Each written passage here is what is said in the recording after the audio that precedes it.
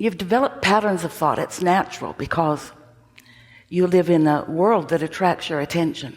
And as you give attention to this and that, whatever the vibrational content of it, and even more to the point, whatever the vibrational content of it is in relationship to the way your inner being is seeing it, the source within you is seeing it, there is a thing that happens. You might be focusing on something that is real and accurate, and the world is saying it's true, and you may be focusing on it, but in doing so, you are diverging from the focus that your inner being has through you and about you. In other words, your inner being will not look for something that is real if it takes the vibrational focus or beingness away from what your inner being has chosen as its set point. In other words, your inner being is about love and about upliftment. And if you're finding a thought, a valid one, that brings up in you a feeling of fear or anger or one of those emotions that you would call negative emotions, what's happening in that moment is you haven't been disconnected, you never will be, but you have chosen to focus, and the law of attraction has responded to your focus in a way that you are not now in harmony with your broader perspective. And that's why the emotion feels bad to you rather than good. If you find a thought that is in perfect resonance with the way your inner being is seeing things, then you feel interest at a minimum. Interest, or maybe a fascination, or maybe a feeling of, I'd like a little more about that, maybe wondering or pondering.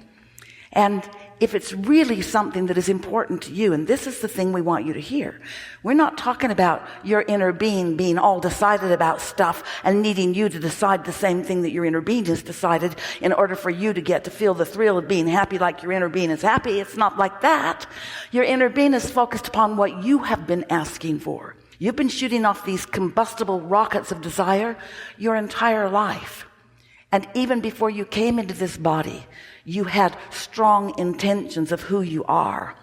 And so every time life causes you to choose, and you can't help it, when someone's rude to you, you don't like it. And when you're rude to someone, you don't like it. They're just things that are hardwired into you, that when you diverge from them, you feel the warning bell of that divergence. And that's what negative emotion is. It's not someone threatening you or punishing you, saying bad things are going to come in response to those bad thoughts and bad feelings. It's not like that. But bad things are coming to you in response to those bad thoughts and those bad feelings, because point of attraction is very, very strong. And so that's what we are eager to talk with you about in these wonderful elongated hours that we get to be together. We want to help you really get a sense of what your point of attraction is in any moment in time, and whether it's the point of attraction that you want it to be, because you can do something about it if it isn't. You don't have to just observe and feel bad and then attract things like that. You can observe and feel bad and then make a new choice. But it's tricky. We know. We give you so much credit because you've been listening to us. Some of you have been hearing us for decades as we're talking to you about how to improve your point of attraction, how to gain control of your point of attraction. And it's not the easiest thing. In fact, it may be the hardest thing, because there's so much around you that attracts your interest or attention. And then the law of attraction sneaks up on you in sneaky ways. You give your attention to something unwanted, and the law of attraction brings you more of it. And so your expectation becomes that. Your expectation is, well, when this happens, well, then this happens. And when this happens, I feel like this, and then this happens. And all of that is just you explaining to yourself, or maybe to someone else, how the law of attraction works. But it doesn't explain why you put up with it. It doesn't explain why you're not more deliberate. It doesn't explain why you don't know that you have powerful choices, and that when you make those powerful choices, you become an invincible point of attraction that no one and nothing can override. Nothing can offer a vibration for you, only you.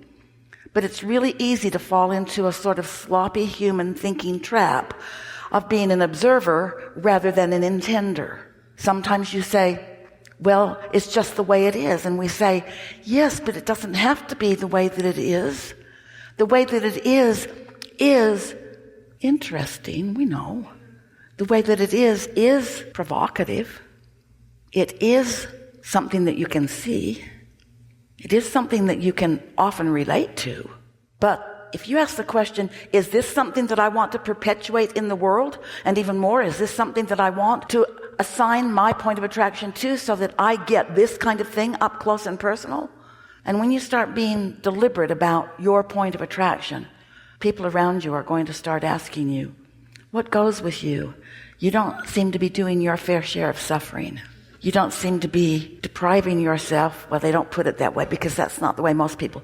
Your luck seems to have changed, is what they'll say to you. What gives? And don't try to explain it to someone who is in that place of really not understanding, because you'll just make them mad. Because it makes them feel better to think that you're lucky and that they're unlucky. It's a way of sort of explaining to themselves why things aren't going better for them. And it's actually not a bad way for them to be. We don't want them to feel bad about their point of attraction just because you are exhibiting a really good point of attraction. You're not a show-off like that, and you're not competitive like that. You don't want to put people down like that. But that we just explained to you is a very big reason why almost everybody you know, and you too, by the way, why so often you're willing to stand focused on something that just feels terrible while you're focused on it. But you do it anyway so that you can justify or explain or rationalize why things aren't going better for you. In pre-Abraham conversation or vernacular, Esther used to hear that in the groups that she ran around with who were goal setters and wanting to have better lives. She would hear the phrase, arguing for your limitation. Why are you arguing for this limitation? And that's exactly what's happening, because this is the way that it is, and don't try to cheer me up and don't try to explain it because I feel this way because that happened. And that other thing also happened, and it's happened a lot, and I see it happening around, and I see these things that are happening, and that's why right now I'm preventing myself from getting what I want, because I'm explaining why I'm preventing myself from getting what I want. I think it's important that you know that I'm not just preventing myself from getting what I want willy-nilly. This is not an accidental thing I do. I really want you to know that it's not my fault that my life sucks. And we really want you to know that it is your fault. That you get what you think about. But we sure do understand why it's easy to fall into that trap of complacency rather than deliberateness. Esther's bracelets say focus and clarity. That matters more to her than all other things put together, because she gets it that her focus is about her choice of where she is on the emotional guidance scale, and that choice represents for now what her point of attraction is, and that what will come to her from where? What will come to her from traffic matches this feeling. What comes to her from the server at the restaurant matches this feeling. What comes to her from the recesses of her own memory match this feeling. What comes matches every time.